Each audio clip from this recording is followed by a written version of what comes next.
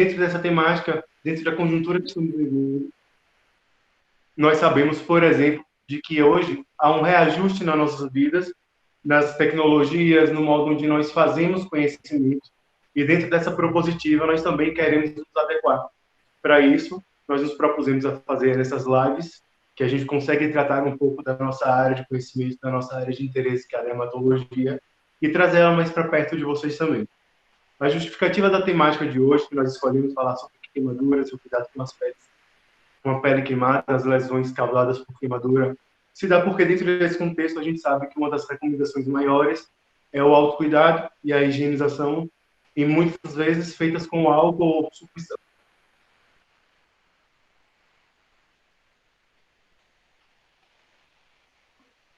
E aí, diante disso, é necessário prever a ocorrência de alguns acidentes que podem ocorrer, acidentes domésticos, que levem ao dano, né, à queimadura causada justamente pelo contato inapropriado por algum acidente eventual com o álcool. Para isso, nós convidamos a doutora Viviane Bocaneira, que vai conduzir essa aula da gente hoje, certo? Eu peço para vocês que qualquer dúvida que estiver surgindo, vá colocando no chat. Ao final da aula, a gente vai abrir o espaço para discussão, mas aproveitem esse momento, aproveitem a disponibilidade da professora para a gente poder compartilhar um pouco mais de conhecimento. Doutora Viviane, ela é médica pela Universidade Estadual de Santa Cruz, ela possui a especialização em dermatologia pela Escola Baiana de Medicina e o título em dermatologia pela Associação Médica do Brasil. Então, a gente vai dar início à nossa aula. Mais uma vez, muito obrigado a todos e aproveitem. Olá, gente. Consegue me ver direitinho?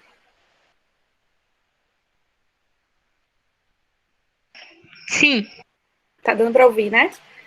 Tudo bem? Então, Arthur já fez a apresentação, né? Eu sou Viviane e eu gostaria de agradecer o convite e a honra por estar abrindo esse projeto, que eu acho que vai ser tão legal. A adaptação é necessária, né, nos dias que a gente está vivendo, e eu espero que eu traga para vocês aí um pouco de conhecimento e que tenha valido a pena a espera, né? A gente teve uns probleminhas, tudo que começa é assim, mas vamos lá. Agora, Arthur, a tela, Mônica já compartilhou? Isso, Mônica vai iniciar agora a apresentação. Pronto, para a gente começar.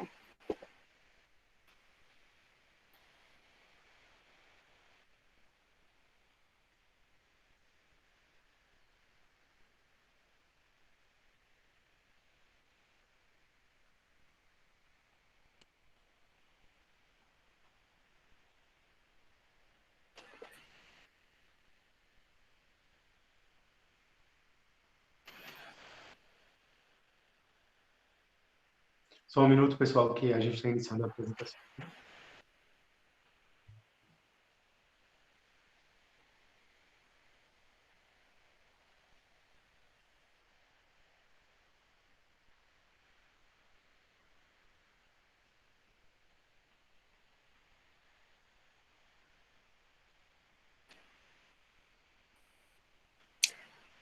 Todos aqui são ligantes, são da Liga de Dermato? Não, né? Tem de tudo, né?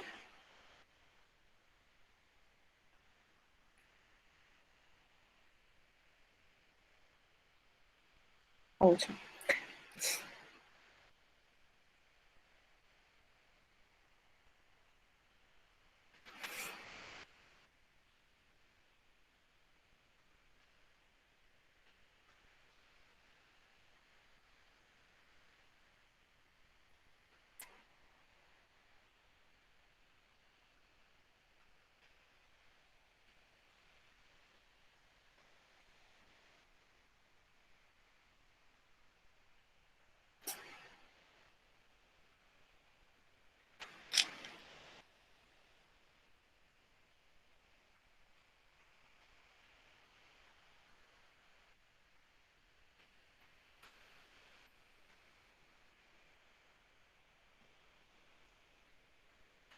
Vocês já conseguem ver a apresentação, pessoal? Se sim, por favor, sinalizem no chat para a gente.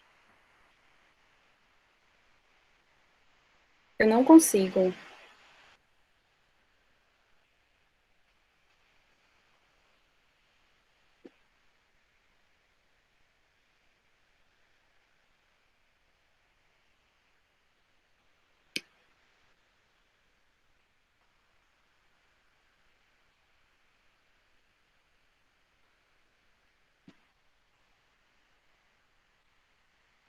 Agora vai.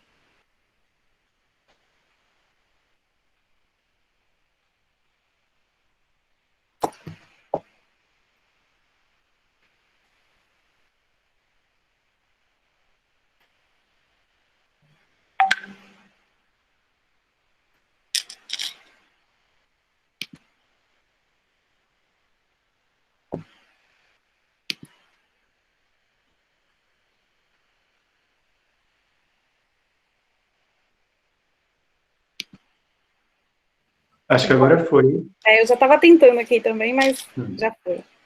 Acho que agora... Maravilha, tudo vendo? É Bruna que tá com os slides, né? Bruna, clica só em ocultar para assumir esse negocinho da tela, por favor.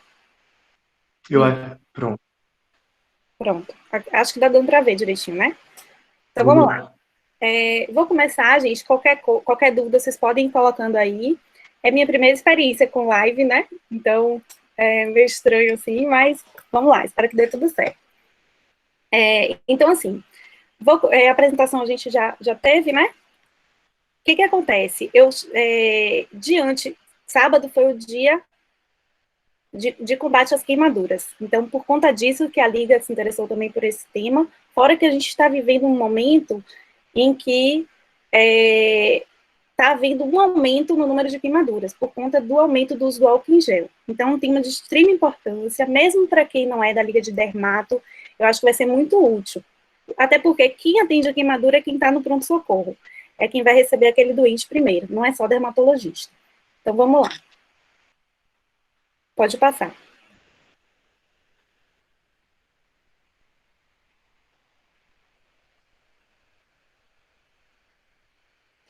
Pronto. Para começar, eu gostaria que vocês fixassem o conceito de que queimadura é um trauma, tá? Então, assim, sendo um trauma, ele vai ocorrer a destruição daquele tecido da pele de forma parcial ou de forma total.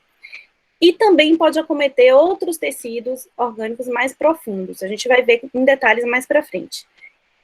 A principal causa seria o dano térmico, mas também pode ser dano elétrico, químico ou radioativo. Então, grave queimadura é um trauma com destruição da pele e pode também acometer outros órgãos. Pode passar. É um problema de saúde pública, pois gera um alto custo. Para vocês terem ideia, um doente queimado, internado, ele vai gerar um custo de R$ 1.200 a R$ 1.500 para a saúde pública. Então, assim, olhem os números no Brasil. 1 milhão de acidentes com queimaduras por ano, 100 mil internamentos hospitalares, 2.500 óbitos. Então, são números significativos. Então, assim, por conta disso tudo, é um problema social e econômico importante. E a população mais afetada vai ser justamente a população economicamente ativa, que é a população masculina, mais afetada que a feminina, e a idade média vai ser daquela maior força produtiva, que é em torno de 30 anos. Pode passar. Isso seria para contextualizar por que é tão importante a gente aprender sobre queimadura. Então, assim, o álcool, que a gente está falando, é a principal fonte em todas as faixas etárias, mesmo antes da pandemia, o álcool sempre foi a principal fonte. E a sua consequência que seria a chama de fogo. A exceção a isso seriam as crianças, principalmente as crianças de 0 até 4 anos, em que a escaldadura é a principal causa de queimadura nas crianças. A escaldadura seria o derramamento de líquidos quentes sobre essas crianças. Então, assim, a cozinha é onde acontece a maioria desses acidentes. O interessante a colocar aqui é que 90% dos casos de queimadura podem ser evitados, gente. Então, assim, depois eu vou convidar vocês a entrar no site da Sociedade Brasileira de Queimaduras. Lá tem uma cartilha que é bem didática, é mesmo para os pacientes, é educativa, dizendo várias recomendações de prevenção. Eu foquei aqui na parte dermatológica, como identificar as lesões, mas assim, a parte de prevenção é muito importante também, tá? Então, por exemplo, criança não entra na cozinha, não é para criança entrar na cozinha, tá? Isso aí já previne acidente. Quando você estiver cozinhando, não colocar o cabinho da panela virado para fora. Então, uma série de medidas que podem prevenir os casos de queimadura. Uma das coisas que foi implementado pela vigilância sanitária foi a proibição do álcool líquido. Mas isso é uma coisa ainda polêmica, as empresas elas entraram com liminares, e acaba que a gente vê ainda vendendo o álcool líquido por aí. Né? O álcool em gel ele é menos inflamável do que o álcool líquido, mas mesmo assim tem que ter muito cuidado. Os membros superiores é a área corporal que é mais afetada, e 75% dos acidentes vão acontecer dentro de casa, sendo que 40% desses vão ser em crianças. A gente tem que chamar atenção também para o aumento dos casos em idosos. Nossa população está envelhecendo, né? E os idosos, tem muito idoso morando sozinho. Então, assim, a gente tem hoje observado um maior número de casos também idosos, sendo que idosos e crianças são populações de risco. Eles têm uma pele mais fina, geralmente a queimadura é mais profunda. Pode passar. Então, como dermatologista, eu vou falar aqui um pouquinho da função da pele, e quando a gente entende a função da pele, a gente vai conseguir entender um pouquinho da fisiopatologia da queimadura, tá? A gente vai entender o que a pele faz pela gente, e aí, perdendo essa função, todas essas funções, quais são as consequências, né? Então, é fácil. A pele é o principal, é o maior órgão do corpo humano, então ela é uma barreira mecânica, vai funcionar como uma barreira mecânica. Ela também vai promover uma termorregulação. Então, através da pele, existem mecanismos que vão fazer a gente não perder o calor. A própria barreira lipídica que cobre a pele faz evitar essa perda de calor. Na queimadura, a gente vai perder isso aí, a gente vai vendo mais para frente. Existe também uma manutenção do equilíbrio hidroeletrolítico. Além disso, existe a função imunológica da pele, né? Então, assim, primeira barreira que uma bactéria tem é justamente a função imunológica da pele. Existem células de Langer, células de defesa, todo um sistema imune que vai impedir, vai nos proteger. Isso também é importante, porque no momento que a gente perde essa função imunológica, a gente fica mais propenso a infecções, que é a principal causa de morte por queimaduras, tá? A pele também, ela vai promover a sensibilidade, a percepção e o tato. Além disso, a flexibilidade. A gente tem fibras elásticas, e flexibilidade é a função, né, gente? A gente consegue esticar um braço porque nossa pele é flexível. A gente consegue pegar alguma coisa porque nossos dedos são flexíveis. No momento que existe uma queimadura, que a gente perde essa flexibilidade, e isso é substituído por rigidez, a gente vai ter perda de função. Por isso que é tão importante a gente estar aqui falando sobre isso. E também a pele é nosso meio de comunicação, porque é a nossa apresentação, a nossa carteirinha de identidade, né? Uma queimadura no rosto, por exemplo, pode ter um significado muito importante do ponto de vista psicológico. Pode passar. Então, baseado nisso, o quão grave pode ser uma queimadura, né? Como é que a gente vai fazer para avaliar isso? Ela pode repercutir Juntando tudo isso aí, os dados epidemiológicos que a gente viu, quanto isso é importante, e a gravidade que ela pode chegar a apresentar sequelas funcionais, sequelas estéticas e sequelas psicossociais. Esses dois casos que eu coloquei aí são sequelas funcionais, que, nesse caso, seria necessário um tratamento, uma abordagem cirúrgica para manutenção de função, tá? E tudo isso aí pode gerar uma repercussão sistêmica. Então, a extensão e a profundidade, quanto mais extensa a queimadura e quanto mais profunda a queimadura, maior será a repercussão sistêmica disso aí. Porque essa queimadura vai fazer uma liberação de várias citocinas e mediadores inflamatórios, vai promover uma perda de fluidos, quando a gente perde aquela barreira que faz a termorregulação, e isso aí pode levar a uma hipovolemia, vai promover também uma perda da temperatura, levando à hipotermia, e a gente tem que lembrar da infecção que a gente já falou, e a possibilidade de sepse como principal causa de morte por queimadura. Pode passar.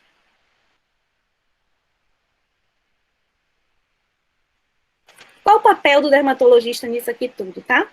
Na prática, o dermatologista ele é mais consultado para falar sobre as queimaduras solares e sobre os tratamentos das cicatrizes, tratamento da sequela que essa queimadura deixou, né? Mas a gente, como médico, eu acho que é um tema extremamente importante. Então, todo médico ele deve ser habilitado a orientar os primeiros socorros e a prestar o primeiro atendimento. É nisso aqui que a gente vai falar bastante durante a aula. Depois eu vou falar sobre os cuidados mais específicos e um pouco do segmento dermatológico.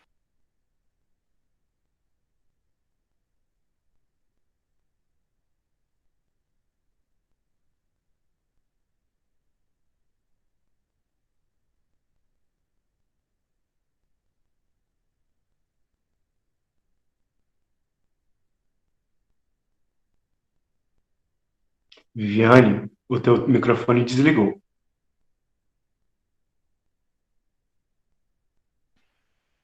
E agora? Agora sim, tá ótimo. E vocês ouviram até onde? Eu tô falando aqui, não mexi em nada. Voltou? Não sei até onde vocês ouviram, mas enfim, vamos voltar aqui. Os primeiros socorros. Os primeiros socorros, eu quero que vocês gravem os dois primeiros slides, tá? Os dois primeiros itens mais importantes. O primeiro de todos é interromper a fonte da queimadura. Então, independente se essa queimadura foi química, foi térmica, foi elétrica, tá certo? Então, assim, se é por chama de fogo, o que acontece? A gente pode tentar tirar esse fogo através de um pano úmido, por exemplo, que é essa primeira foto que vocês estão vendo aí. Se a roupa pegou fogo, o mais seguro a fazer é essa regra, esse mnemônico do padeiro. É pá, de parar, deitar e rolar, tá? Então, padeiro, deita no chão e rola para tentar apagar aquela chama. O que não pode ser feito? A pessoa correr, porque vai aumentar a chama, ou a pessoa tentar colocar algum pano que pode aumentar ainda mais essa chama, tá certo? No caso da queimadura elétrica, muito importante, essa figura que está mais à direita, é você pegar, antes de você socorrer a vítima, você tem que pegar alguma fonte que não passe, que não transmita eletricidade, como, por exemplo, um cabo de vassoura, madeira, ela não vai ser transmissor da eletricidade, retirar aquela fonte da queimadura, né, e só para depois, assim, você dar assistência à vítima. No caso de queimadura química, quando é por pó, a orientação, antes de passar para o passo 2, é alguma escovinha para retirar aquele pó, porque a gente tem que diminuir o contato daquela substância com a pele o máximo possível, tá bom? Pode passar para o 2. Então, mais importante, primeiro, interromper a fonte da queimadura, e o segundo é resfriar a lesão, tá? Esse resfriamento, ele deve ser feito com água, na temperatura ambiente, de 10 a 20 minutos. Se tem até 3 horas que ocorreu a queimadura, você vai ter benefícios resfriando essa lesão, tá? Isso vai promover a melhora da dor, a melhora do edema, vai fazer aquela limpeza inicial, prevenindo infecção, vai diminuir a progressão daquela queimadura, só que a gente tem que atentar para a hipotermia. Então, se for no olho, lava abundantemente com água e lembrar que gelo não está indicado, tá bom? O que está indicado, às vezes, é compressa gelada, nos casos de queimadura mais superficiais, mais leves, a gente vai falar mais para frente. Então, assim, lembra da hipotermia e, na verdade, o que a gente tem que fazer? Se a queimadura for pequena, não tem problema, mas queimaduras muito extensas, se você for resfriar aquela lesão muito extensa, você pode promover uma hipotermia. Então, tem que ter cuidado, fazer um tempo reduzido. Lavou a lesão, lembrar de cobrir o paciente, porque a gente vai resfriar a lesão, mas o doente ele tem que estar aquecido, tá bom? Pode passar.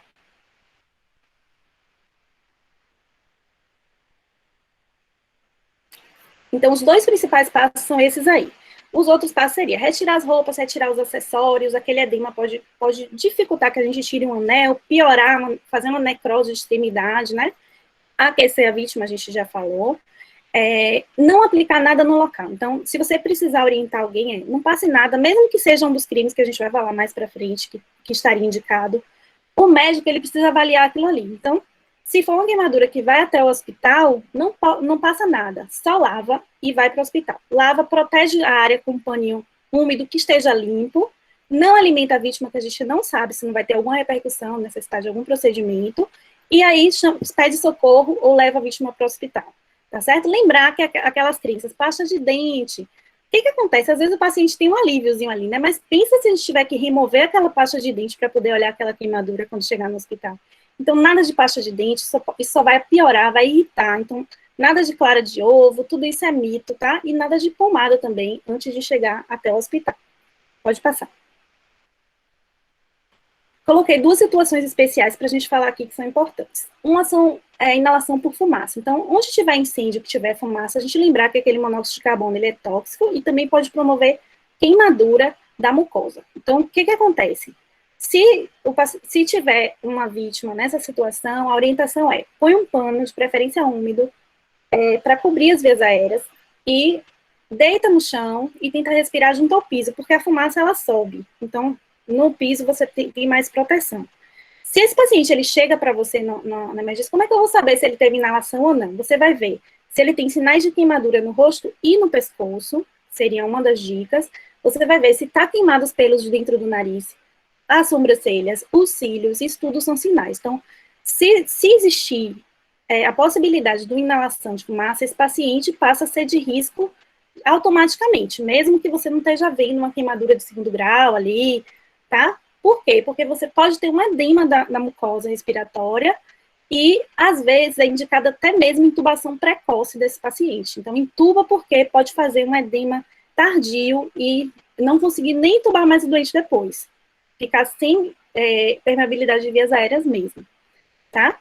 Então, inalação de fumaça, a gente liga, se tiver qualquer sinal, a gente já liga o alerta, tá certo?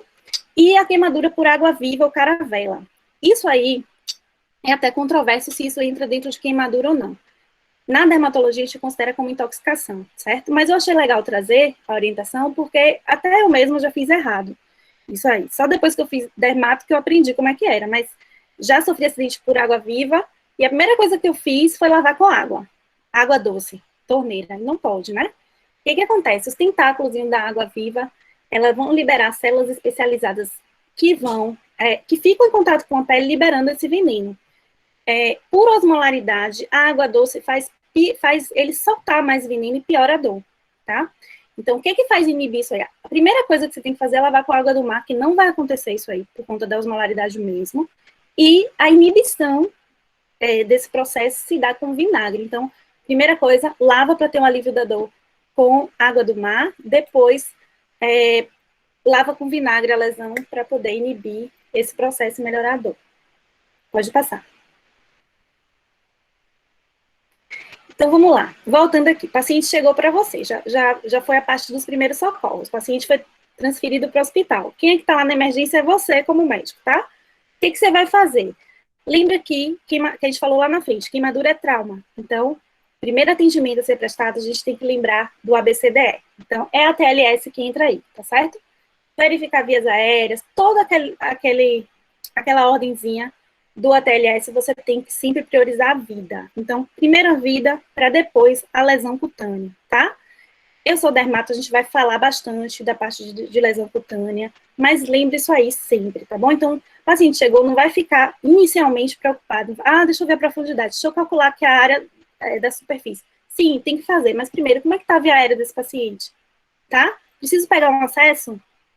Então, lembra aí da lesão por inalação, que a gente já comentou. Lembra que esse acesso venoso, ele deve ser pegado calibroso, de preferência na área que não foi queimada, Ah, não tem, paciente é um grande queimado, não consegui nenhum membro que não tenha queimadura. Não tem problema, pode pegar na área queimada também, mas preferir a área não queimada.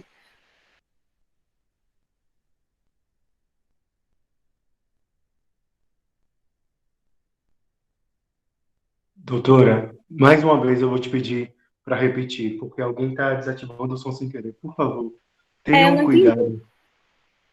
Ah, Pela entendi. terceira De vez alguém seguida. que bateu, né?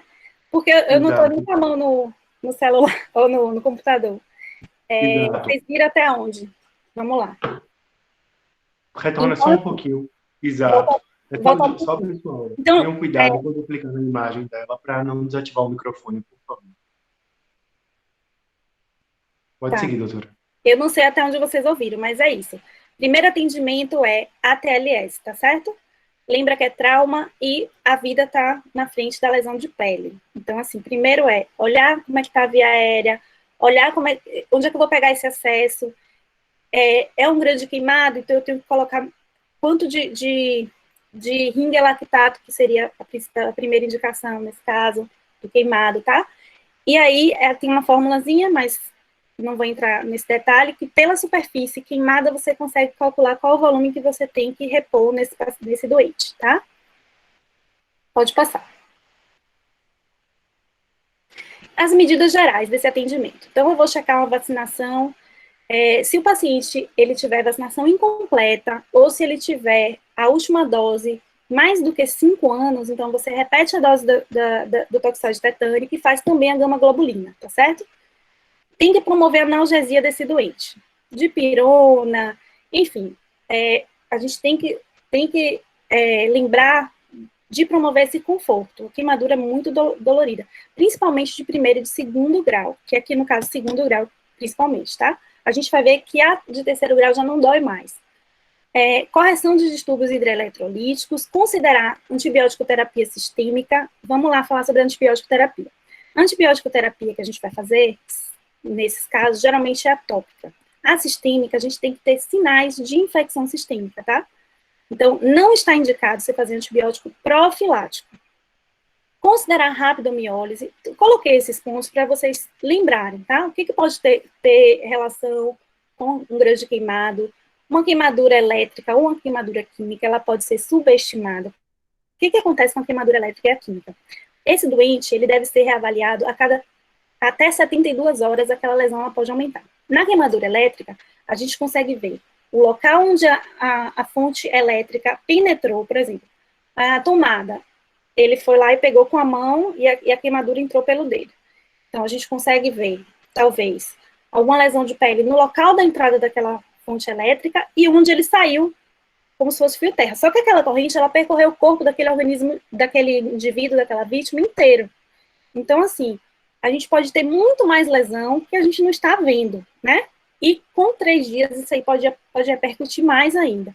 Lembrar que, como ele atravessa o organismo, pode gerar arritmia. Então, nas elétricas, a gente vai atentar para arritmia cardíaca, tá? A química, da mesma forma, aquela substância, muitas vezes, quando o meio é alcalino, ele fica ali agindo e aquela lesão, ela vai aumentando até 72 horas, tá? E as lesões circunferenciais. Se você tiver uma queimadura que pegue totalmente o tórax anterior e posterior, você pode ter um prejuízo. Lembra que queimadura faz o quê? Que a gente conversou? Rigidez. Então, a pele perde a elasticidade. Então,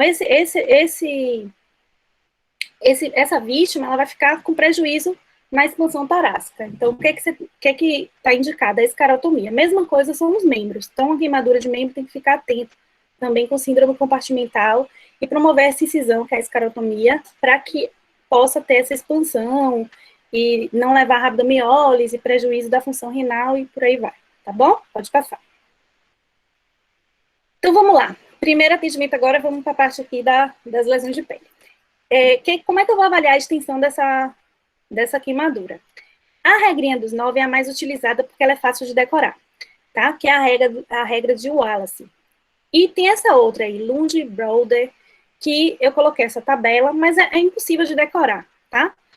A regrinha dos 9, ela vale muito bem para um adulto, mas ela não vale tão bem para uma criança. O que acontece? Como é a regra do 9? É 9 na cabeça, 9 em cada membro superior,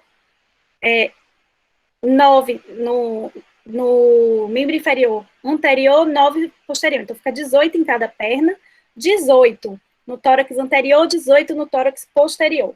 E 1 na área genital, tá? Então, assim, somando tudo 100%, e dá pra gente ter uma noção de quanto foi a superfície queimada desse doente. Então, fácil de decorar. O que acontece com a criança? A criança, ela tem uma proporção maior da cabeça e menor do membro inferior. Então, aí tem essa regra do Wallace modificada que eu deixei para vocês, mas o que a gente tem que atentar? Para ser fidedigno mesmo, a gente sabe que a criança está crescendo. Não dá para a gente pegar todas as crianças e colocar com uma regra só. Então, essa outra tabelinha, você vai por idade. De tanto a tantos anos, você consegue ter uma acurácia maior nesse cálculo. O ideal era ter ela impressa no pronto atendimento para você consultar na hora. Vamos lá para uma regra mais prática ainda do que a dos 9. É a palma da mão. A palma da mão, junto com os dedos todos, a nossa área da palma da mão, contando com os dedos, é 1% de superfície corporal queimada, tá? Meia palma da mão, ou seja, a palma da mão sem os dedos, é meia superfície corporal queimada. Então, se for uma queimadura que há uma parte no braço, outra parte na perna, dá para você calcular mais ou menos por conta disso aí. Por que isso é importante? É assim que a gente vai ver a gravidade da queimadura, tá? Então, os critérios de internação, eles vão se basear nisso e na profundidade, e também na idade, tá? Então, idoso e criança que a gente já conversou, e na área queimada. Algumas áreas, elas já vão ser risco, por exemplo, vias aéreas, que a gente já conversou, face, mãos, pés e perinho. Então, isso aí já é critério para internar, tá? Mais do que 15% de superfície corporal queimada em adulto, e mais do que 10% em criança, no caso de segundo grau. Primeiro grau, esqueça, primeiro grau é tranquilo, a gente vai ver o tratamento, não entra aí nesses critérios. Sempre a gente vai considerar segundo grau e terceiro grau de queimadura, que a gente vai aprender como é que é, tá? Então, se for uma queimadura de terceiro grau, ou seja, uma queimadura mais profunda, a gente considera já a internação apenas se tiver mais do que 5% de queimadura de terceiro grau, tá? E as circunferenciais também é um critério de internar. Pode passar. Vamos lá. Como é que a gente classifica essa profundidade? Então, a de primeiro grau vão ser as camadas mais superficiais da epiderme. Eu fiquei na dúvida se eu trazia a pele com as camadas para eu explicar. Agora que eu vi que tem todo mundo, não é só o pessoal da dermato, né? Trouxe assim, mas assim, ó, é meio lógico, gente. Então, de cima para baixo, as camadas da pele e, então, a camada superficial da epiderme seria a queimadura de primeiro grau. Ela não pega a epiderme inteira. Lembrando que, no final da epiderme, a gente tem a camada basal, tá? A camada basal é que faz essa pele proliferar, vamos dizer assim, é que vai fazer essa pele cicatrizar. Lembrando, nexos, por exemplo, o pelo, ele é uma invaginação dessa epiderme. A partir do momento que ele é invaginação, ele vai ficar lá embaixo na derme, mas ele também tem pele ali para poder ajudar na cicatrização. Então, é o que acontece a cicatrização da queimadura de segundo grau. Por exemplo, toda a epiderme, a de segundo grau vai pegar toda a epiderme e vai pegar parte da derme. Mas ela consegue cicatrizar, porque ela tem ainda o restinho do anexo, tá? Dos anexos cutâneos. E a de terceiro grau, não. A terceiro grau, ela destruiu toda a pele, tanto a epiderme quanto a derme, e destruiu também os anexos. Então, é nesse caso que a gente vai ter que entrar com os enxertos, algumas outras coisas que eu vou falar mais pra frente. Porque não tem como cicatrizar. E a de quarto grau, algumas fontes consideram ainda quarto grau, outras não, tá? É quando você tem a pele inteira, o tecido celular subcutâneo, e pega outras estruturas, como tendões, músculos, ossos, tá certo? Pode passar.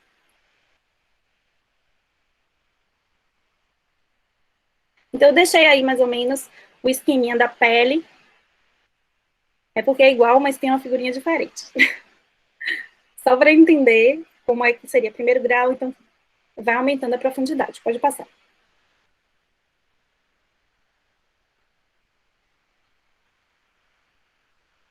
Então, vamos lá. O que é fácil chegar para mim uma queimadura de primeiro grau? Para eu identificar aquela de primeiro grau, a gente vai fazer o link com queimadura solar. Todo mundo sabe como é a queimadura solar, né? Então, assim, lembra aí dessa figurinha que está aí? A gente vai ter muito eritema, então é vermelho, muito edema, calor e dor, tá certo? Não, ela não vai deixar cicatriz, porque ela só pegou, lembra lá, parte da epiderme. E ela geralmente vai evoluir dias depois com a descamação e depois cicatriza normalmente, e pode ter também uma hiperpigmentação pós-inflamatória. Então, pode fazer mancha escura, tá certo? Pode passar.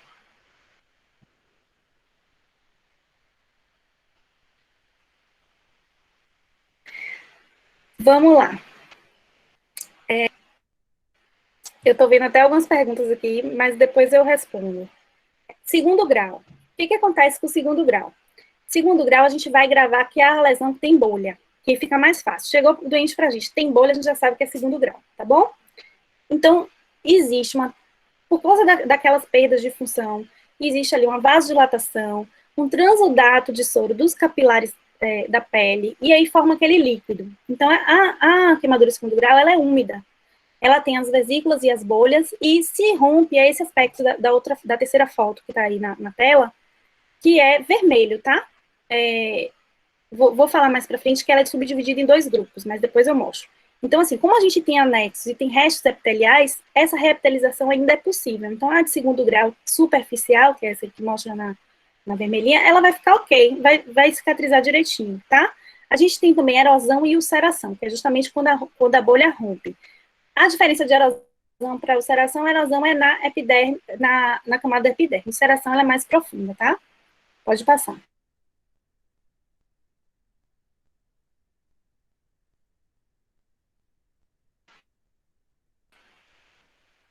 Pode passar o slide. Pronto. Então, a segundo grau, ela se subdivide em superficial, quando pega a primeira camada da derme, que é a derme papilar, e profunda, quando ela pega a derme reticular, que é a parte mais profunda da derme. Então, a derme se subdivide e, consequentemente, a queimadura também. Qual a diferença? Como é que eu vou identificar na clínica?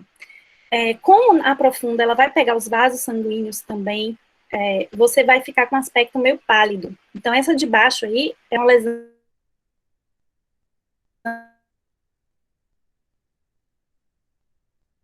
meio pálida, segundo grau, mas que é um pouco mais fina, tá?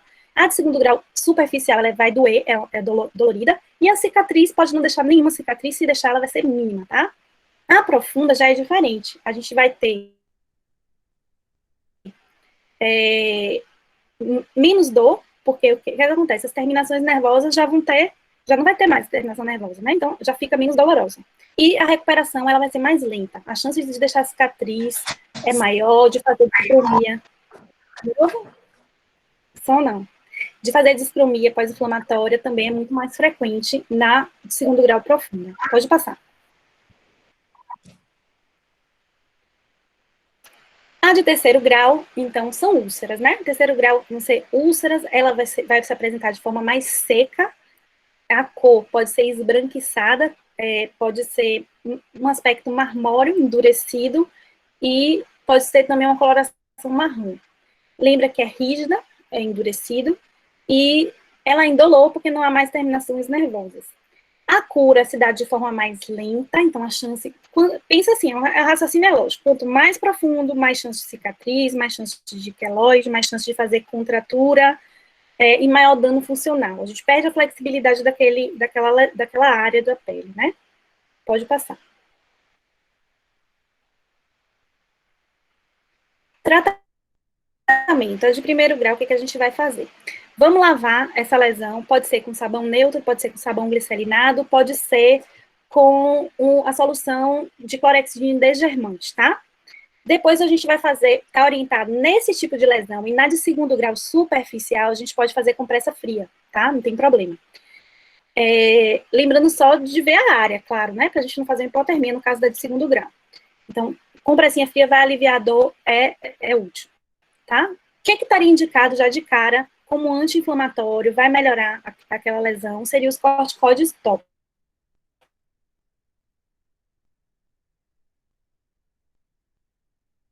tá? Então, a gente, depois de alguns dias, pelo processo normal de cicatrização, vai haver uma descamação da lesão. Para poder melhorar aquele incômodo, tanto da descamação quanto da coceira, que a pele vai ficar repuxando, vai ficar incomodando, a gente pode orientar o paciente a usar óleo mineral 2 vezes ao dia. Então, o óleo mineral vai dar um alívio também no aspecto da descamação, vai ajudar aquilo ali a sair mais rápido, tá? Depois, cicatrizou direitinho, a gente inicia os hidratantes. Os hidratantes e os reparadores são fundamentais, tá?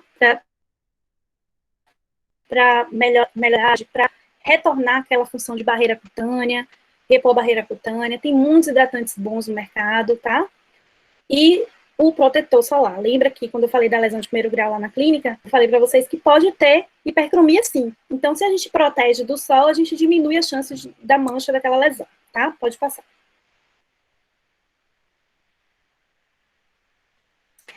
Eu vou falar agora do segundo grau, terceiro grau, mas assim, lembra que a lógica sempre é a mesma. No momento que a lesão cicatrizou, vale para todos o hidratante e o protetor, tá? Então, mesma coisa aqui, segundo grau superficial. A gente vai fazer a limpeza da lesão, vai fazer compressas com antissépticos. Então, assim, tem vários antissépticos que a gente pode usar e fazer a compressinha para prevenir infecção ali. Está indicado o uso de antibiótico tópico, o mais usado é a sulfadiazina de prata. Vou falar mais dele no próximo slide, tá? Então, antibiótico tópico na lesão a partir do segundo grau superficial. Evitar neomicina ou gentamicina, tá? Por quê? São antibióticos muito usados porque é o que dá no posto, né, gente? A neomicina dá no posto. Só que, assim, ele causa muita sensibilização da pele. Então, é bom sempre a gente estar atento a essa questão aí. E outra coisa, o curativo. Então, se aquela área está muito exposta, o ideal é a gente fazer esse curativo em várias camadas. Eu vou explicar rapidinho para vocês. Não está indicado ocluir lesões na face e nem na genitália, tá certo? Então, as outras áreas a gente vai ocluir. Como é que a gente vai fazer isso aí? A gase de rayon, que é essa que eu coloquei no slide, ela é uma gase que ela é não aderente. Então, pensa que aquela queimadura, o quanto deve doer, o quanto deve ser incômodo, e o quanto vai traumatizar se a gente coloca uma gase, e na hora que a gente for trocar aquele curativo, que tem que ficar trocando, a gente puxar ali a pele, né? Então, assim, sempre está preocupado na primeira camada ser não aderente. Então, se a gente usa gase vaselinada, a gente vai estar fazendo exatamente isso aí. A gente vai estar protegendo aquela região e não vai grudar. Então, por cima da gase vaselinada, o antibiótico, sulfadiazina de prata, que vai embeber ali a lesão, vai colocar depois a atadura em tudo, tá? E depois de cicatrizado, lembra que foi o que a gente falou lá, o hidratante, o fotoprotetor e a reavaliação a cada 3, 4 meses. Gente, desculpa, eu coloquei assim, mas isso não é a ordem, tá bom? Então, a gente põe o sulfadiazina de prata, gase vaselinada e depois a atadura. Pode passar. Sulfadiazina de prata. Por que ele é o mais utilizado em todo mundo? Porque ele tem um amplo espectro de ação. Vai pegar gram positivo, gram negativo, coloquei a úngida também, então ainda tem um efeito antifúngico, tá? E quase não tem efeito adverso. E o efeito adverso mais frequente vai ser leucopenia, só que é transitória, não precisa parar, ela geralmente vai acontecer 2 a 3 dias do início do uso, não precisa suspender, porque ela corrige sozinha. Pode ser usada associada ao nitrato de sério, que na verdade também tem efeito antibacteriano e também imunomodulador. E tem vários estudos mostrando que a sulfadiazina de prata associada, que é o dermacerium, ela vai ter um benefício superior à sulfadiazina de prata 1% pura. Então eu coloquei sem conflito de interesse os nomes comerciais, né, do principal, que seria dermazine, a sulfadiazina pura, e associada ao nitrato de sério, o dermacerium. Pode passar. E a bolha, gente? O que a gente faz com a bolha, né? Isso aí é polêmico. Rompe a bolha, não rompe a bolha? Qual é a recomendação, né, da dermatologia em relação a isso? Nossa recomendação é a seguinte: lembra que a bolha, o tecido ele já está doendo, né? O paciente já incomoda bastante. E a bolha vai fazer uma tensão maior ainda. Então, em alguns locais, se a bolha ela estiver muito tensa, estiver incomodando o paciente, aí a gente indica, sim, o rompimento, esvaziamento daquela bolha.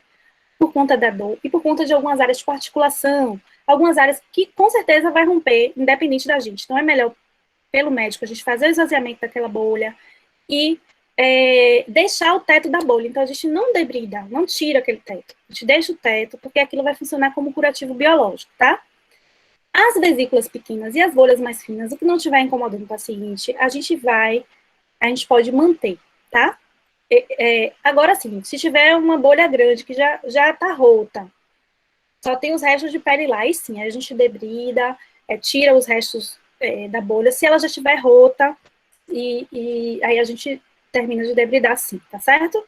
Então, seria basicamente isso, pode passar. o tratamento do segundo grau, a gente falou o tratamento do primeiro grau, do segundo grau superficial. Juntei o tratamento do segundo grau profundo, terceiro e quarto grau, que é mais ou menos a mesma coisa. Sendo que o segundo grau profundo, ele é um pouquinho mais tranquilo, porque ainda tem um anexo, então a gente ainda consegue uma cicatrização. Mas, o que a gente vai fazer? Nesses casos, a gente tem que lembrar que são os cuidados locais, que são, a gente vai fazer mais ou menos parecido com o que a gente já falou até agora, e lembrar dos cuidados intensivos, que foi o que a gente começou falando lá na frente, tá? Então, são doentes mais graves, merecem uma atenção especial. Todos aqueles itens que a gente já conversou. O membro, ele deve ser elevado acima do nível do coração, porque vai reduzir o edema e tem que ser mobilizado de vez em quando, tem que mexer aquele membro, mas está indicado elevar para reduzir o edema em alguns casos, tá? O que a gente tem que lembrar? De devidamente do tecido necrótico, e nesse caso, como não tem como cicatrizar, está indicado sim os enxertos e as rotações de retalho, que aí entra a cirurgia plástica nesse momento. Se for uma lesão pequena, dá para rodar um retalho e conseguir direitinho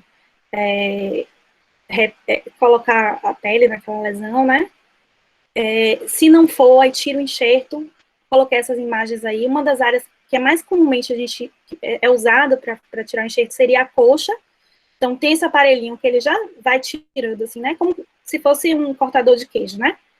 Ele vai tirando a pele, e aí aquela pele, ela pode passar por esse segundo aparelho que está aí em cima, na foto mais alta, que ele vai fazer essa pele aumentar a área. Então, ele vai fazer um rendilhado, como se fosse um tecido elástico. A partir do momento que ele faz esses furinhos, a gente consegue ampliar a área e cobrir mais tecido, né? Então, a gente tira uma quantidade X e transforma essa quantidade de área do tecido em até 5, 6 vezes mais com essa técnica.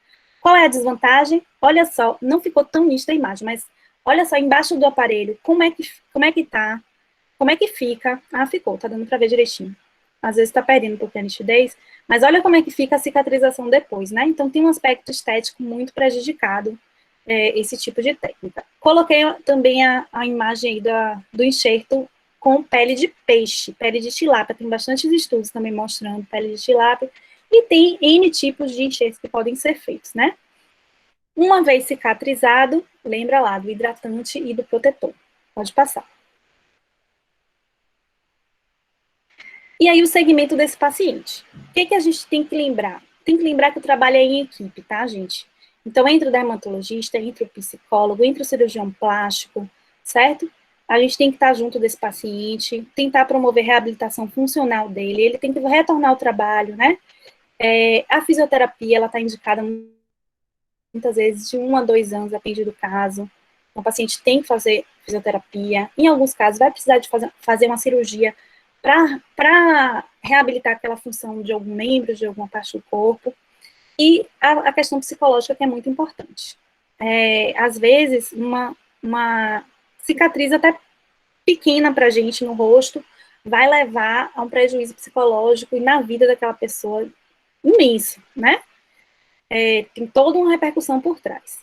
E o tratamento das cicatrizes e das discromias, que aí entra a minha parte. Vou falar um pouquinho para vocês sobre isso, tá bom? Pode passar. Então, no tratamento das cicatrizes, com evidência científica, o silicone é o tratamento não cirúrgico mais eficiente que existe para cicatriz, tá? Tanto cicatriz de queimadura quanto outros tipos de cicatriz, certo? Aí esse silicone, ele se apresenta em placa, que pode ser uma fita, que eu coloquei a foto aí para vocês entenderem, isso compra em casa de material médico, então são fitinhas que você coloca na lesão de silicone, tá? Isso aí iria prevenir a cicatriz hipertrófica e também tratar, tá bom? E hoje, com a evolução das coisas, se desenvolveu o silicone líquido, que é o gel de silicone. Então, eu coloquei algumas marcas aí também sem conflito de interesse, do gel de silicone, que também vai fazer esse mesmo papel, só que é mais tranquilo para o paciente colocar um gel do que colocar uma plaquinha, né? A depender da área, é muito mais cômodo. Eles vão ser eficazes tanto no tratamento, já falei, de prevenção de prevenir, quanto no tratamento de cicatriz hipertrófica. Deve ser usado 2 vezes ao dia e, no mínimo, por 3 meses, tá? As malhas elásticas compressivas, quando a gente trata a cicatriz, quando a gente fala de queloide, quando a gente fala de cicatriz, tem duas coisas. Não sei se vocês já ouviram falar no brinco de pressão. Então, tem um lugar muito comum de fazer queloide é na orelha. Aquele paciente fez um furo de um brinco e desenvolveu um queloide. Então, existem brincos de compressão que também previnem. Então, às vezes, a gente faz a cirurgia daquele paciente, remove aquele queloide e indica que ele use esse brinco de pressão por um período para prevenir que aquele queloide retorne.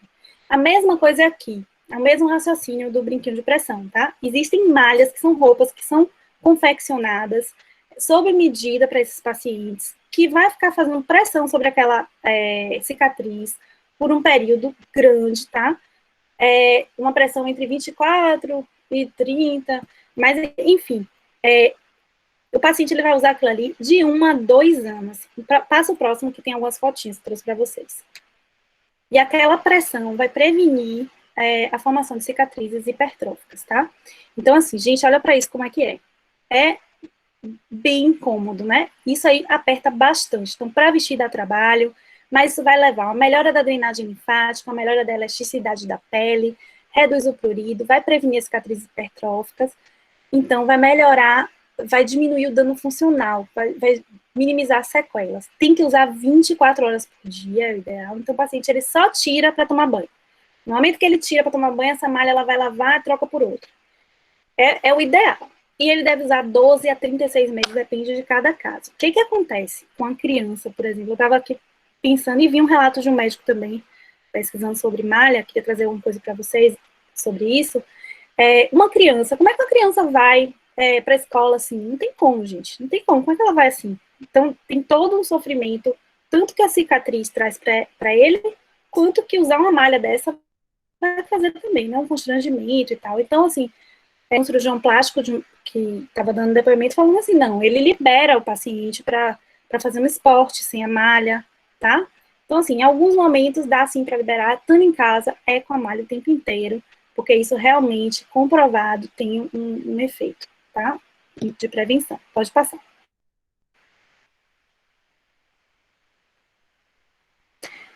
E os procedimentos dermatológicos, como é que a gente pode ajudar esses doentes, né? No caso de queloide, a gente costuma fazer infiltração, tá? A gente usa triamcinolona, hoje em dia, para infiltrar, e a gente consegue abaixar aquela cicatriz. Então, a gente deixar ela plana. Com uma cicatriz, histologicamente falando, é uma fibrose, a gente vai conversar com o paciente. A cicatriz é para sempre. O que a gente quer é melhorar aquele aspecto estético daquela cicatriz. Então, assim, uma cicatriz que está alta, a gente tenta deixar ela plana, mas ela vai continuar ali. Então, reduz a expectativa do doente, né? Porque também a gente não pode prometer, você vai fazer isso aqui e sua pele vai voltar ao normal. É cicatriz, né, gente? E as outras tecnologias que ajudam a gente a tentar fazer um remodelamento daquele queloide. Então, por exemplo, hoje se fala muito do microagulhamento. Coloquei a foto. Essa segunda foto é do microagulhamento robótico. Então, são aparelhos que vão, cada vez que você dispara, ele vai com as agulhinhas lá e faz. Tem vários tipos de aparelho, 90 agulhas ao mesmo tempo, Só de você furar aquele tecido, às vezes fura, às vezes coloca alguma substância em cima, que a gente chama de drug delivery, que a gente pode usar substâncias que ajudem a cicatrização, por exemplo. E só o fato de furar, já está comprovado que vai fazer um estímulo, um remodelamento do queloide, e ela fica melhor. Também o microagulhamento está indicado para as discromias. A gente só muda o tamanho da agulha. Para a discromia, a gente usa agulhas menores, e de 1,5 milímetro. E para... Desculpa, a gente foi 1,5 centímetro. E para cicatriz, não, a gente tem que ir mais profundo. Então, geralmente de 2 a 2,5. E, nesse caso aí, essa paciente, ela fez 8 sessões de laser, então tem também a luz intensa pulsada, que vai promover uma melhora na coloração, a coloração avermelhada, na coloração da pele, ela vai melhorar, e tem outros lasers também para cor. Então, a gente consegue, com laser, melhorar a coloração e consegue remodelar colágeno também, tá? Então, essa paciente, ela fez 8 sessões, as sessões foram mensais, usou 2 tipos de laser. A luz intensa, ela usou um laser para remodelar colágeno e usou também a luz intensa pulsada para melhora da coloração. E com 8 meses ela conseguiu esse resultado, que é considerável. Eu não sei se a foto está tão nítida, mas foi bastante importante. E isso aí ela ganha em elasticidade, ela ganha não só estética, né? Pode passar. E aí, para finalizar, na verdade, é meu último slide, eu gostaria de chamar a atenção para uma coisa importante. 1 a 2% das cicatrizes de queimadura podem desenvolver carcinomas, espinos celulares, basocelulares, vários tipos de carcinoma, a gente chama de úlcera de Marjolin. E aí, assim, o mais comum é carcinoma espinocelular. Então, está aqui a importância também do acompanhamento desse doente. Então, sempre orientar ele procurar assistência em caso ver alteração daquela cicatriz. Se a cicatriz crescer, se a cicatriz aumentar. É um tipo de câncer super agressivo, que tem um índice de metástase grande, e aí está indicado fazer, olha, gente, a margem, esse desenho de caneta é uma margem de 2 centímetros, só que não é margem lateral só. Então, vai ser retirado 2 centímetros para cada lado e 2 centímetros em profundidade. Então, às vezes, tem que pegar músculo, né? Tem que aprofundar também 2 centímetros, para poder garantir que não tenha recidiva e nem metástase dessa lesão, tá certo? É isso, eu queria deixar isso aí como uma das dicas para vocês também, para atentar para isso aí, e sempre estar orientando esse paciente. Pode passar. Foi esse o recado que eu quis trazer para vocês, espero que eu tenha ajudado, espero que tenha valido a pena a espera, tá? E aí eu estou aberta aqui para as dúvidas, vou olhar no chat aqui, o que vocês perguntaram, para a gente ir respondendo. Gente, muito obrigado. Primeiro, eu acho que em nome de todo mundo, de todos os presentes, quero agradecer pela aula, foi de fato muito engrandecedora, muito importante para a gente associar uma temática tão importante agora, mais do que nunca, tão presente, né? E que é tão relevante para que a gente se atente sempre associando a nossa área de interesse. Viviane, eu vou lendo as perguntas, você vai respondendo, acho que fica melhor para você, né? Deixa eu ativar teu microfone, que pode falar. Ouvem a professora?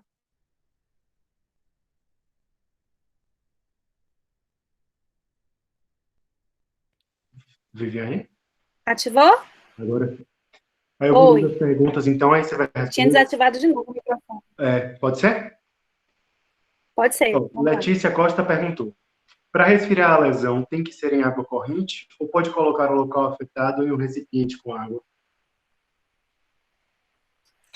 Letícia, pode colocar, porque na verdade, para você resfriar, você pode colocar, você vai estar resfriando. Só que se for em água corrente, melhor ainda, porque água corrente você vai promover a limpeza daquela região também, entendeu?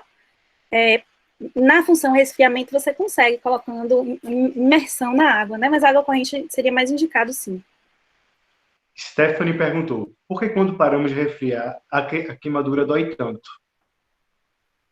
É justamente por causa das terminações nervosas. Existe um dano ali, né? Justamente onde elas estão ali, elas vão ficar expostas. Então, tem essa questão aí. Até o ar faz doer, né? Até o ar pode doer. Então, assim, lembrar da analgesia, né? E todas essas diquinhas que a gente deu, desde uma compressa gelada até o resfriamento, tudo isso é para promover o alívio do paciente. O corticoide, no caso da queimadura de 1º grau. Então, a que vai doer mais são de 1º e de 2º grau, né? E aí, em alguns casos, quando você tem muita superfície corporal queimada, não tem jeito, vai ter que fazer um analgésico venoso, tem que entrar com opioide às vezes, né? Uma coisa mais forte. Mais uma pergunta de Letícia: a partir de que gravidade eu uso a fórmula de Parker? Eu coloquei para vocês os critérios de internamento. Então, é mais ou menos aquilo ali. Quando você tem mais de 15% de superfície corporal queimada no adulto, ou 10% na criança, ou 5% no caso da lesão com 3º grau, tá? Vitor perguntou: vai haver crescimento natural de pelos mesmo após a queimadura de 2º grau? Sim. Depende, viu, Vitor? Depende muito. Às vezes, se você fizer uma cicatriz hipertrófica, você não vai ter. Agora, se for uma de 2º grau superficial, você consegue uma cicatrização legal, sim. Porque o anexo pensa que ele tá ali ainda, né? Então, ele tá preservado. Mas, assim, vocês viram, eu botei várias fotos de cicatriz. A maioria daquelas cicatrizes que estão hipertróficas, que cicatrizaram por segunda intenção, não tem mais. Se for 3º grau, não tem mais como ter anexo, destruiu tudo, né? Aí não tem mais pelo, não vai crescer pelo ali mais. Edmilton perguntou: devo realizar o rompimento da bolha ou vesículas na queimadura de segundo grau? Ou isso piora o prognóstico da lesão? Pergunta boa, mas assim, acho que eu respondi na aula, né?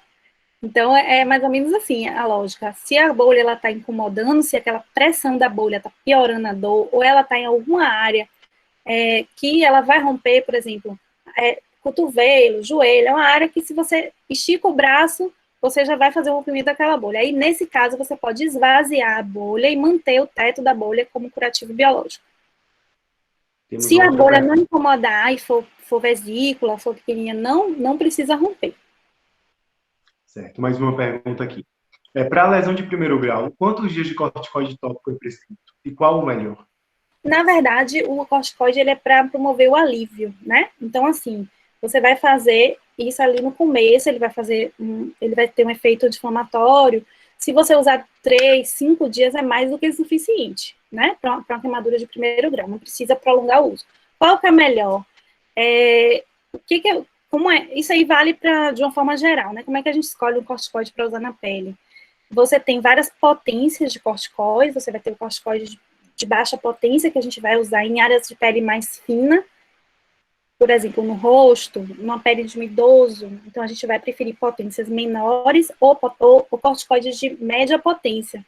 Tem menos efeitos adversos, né? Então, mas na verdade, como você vai fazer um uso muito curto, a gente não precisa se preocupar tanto com isso. Lembra que a gente vai se preocupar se for criança, não usar alta potência, idoso, pele fina do corpo. Então, roxo, por exemplo, que é fino genitália, aí você vai usar preferir os de média potência.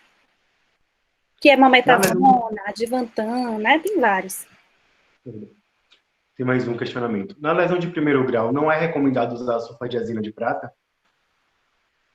Não tem necessidade. Pensa que a lesão de... Não tem necessidade. Para você ter uma infecção secundária numa lesão de primeiro grau, a gente não vai pensar nisso a princípio, entendeu? Puder acontecer, pode, tudo pode, né? Mas não é recomendado porque ela provavelmente vai cicatrizar direitinho, vai ser tranquilo, tá? Então, por isso que a partir da de segunda que a gente tem que estar mais preocupado. Pensa que primeiro grau é só eritema. Então, a gente vai aliviar aquele paciente, usar um anti-inflamatório, alívio da dor com pressa gelada, depois a melhora da descamação, que seria um segundo passo, ele vai descamar e vai cicatrizar direitinho, tá? Se limpar, se tiver todos esses cuidados que a gente falou, não vai ter infecção. Em pacientes em situação de internação, ainda é indicada a terapia tópica? Olha só, é aquilo que eu falei para vocês. Se ele estiver internado, ele vai ter uma equipe acompanhando. Então, não vai deixar de fazer o cuidado tópico com as fadiazinas de prata, com os curativos. Com certeza, tudo isso vai ser feito, tá? A parte de hidratante é secundário, tá, gente? É quando já cicatrizou. É para depois disso aí tudo. Então, a sulfadiazina de prata, os curativos, com certeza, mesmo paciente internado. Mas lembra que o paciente está internado, choque hipovolêmico, paciente com hipotermia, primeiro ABCDE lá, para depois a gente preocupar com a lesão de pele, tá? Mas, com certeza, ele vai ter uma equipe acompanhando e os cuidados estão indicados sim, tá? Mais uma questão. Esse tipo de terapia com silicone também é eficaz para reduzir a cicatriz hipertrófica quando ela já está instalada? Sim, é eficaz sim. Do tratamento tópico é o que mais tem evidência científica, viu? Tanto para tratamento da cicatriz já instalada, quanto para prevenção. Nós temos aqui um relato também, doutora. Doutora Viviane, eu me queimei com 8 anos, usei a malha com a placa de silicone por mais de um ano. Ia para a escola e era muito incômodo. Mas a minha maior dificuldade foram os amigos da escola a entender a situação, pois muitos tinham até medo de chegar perto de mim, pois a minha cidade era bem interiorana em Minas Gerais. Pois é, que legal, né? É bem parecido com o que eu estava conversando aqui na aula com vocês. Vocês verem o quanto é importante, o quanto a cidade do interior, então todo mundo conhecia o Anderson, provavelmente, né? E o quanto isso impacta no psicológico, na dificuldade de encarar os amigos, né? Dos amigos entenderem. Antigamente, mais bullying ainda do que hoje, né? Hoje está um pouco melhor isso aí, essa questão, mas realmente é estigmatizante para o paciente, tanto a queimadura quanto a malha, né? A gente tem mais duas questões aqui, uma que eu acredito que já foi respondida. Por quanto tempo a gente usa a sulfadiazina na lesão de segundo grau? E a segunda é possível tratar cicatrizes e calores após alguns anos de cicatrização? A primeira foi quanto tempo usa, isso é variável, né, gente? Vai depender muito, porque assim, o curativo, ele tem que ser trocado. Uma vez por dia, eu vi em algumas fontes até deixar e trocar um dia sim, um dia não, mas o ideal é estar sempre trocando, avaliando, e aquela necessidade de se manter a terapêutica vai ser reavaliada ou não. Se a cicatriz fechou tudo direitinho, não precisa mais usar a sulfadiazina de prata, né? Então, uma vez cicatrizado, isso aí é para o início, a lesão ainda aberta, né?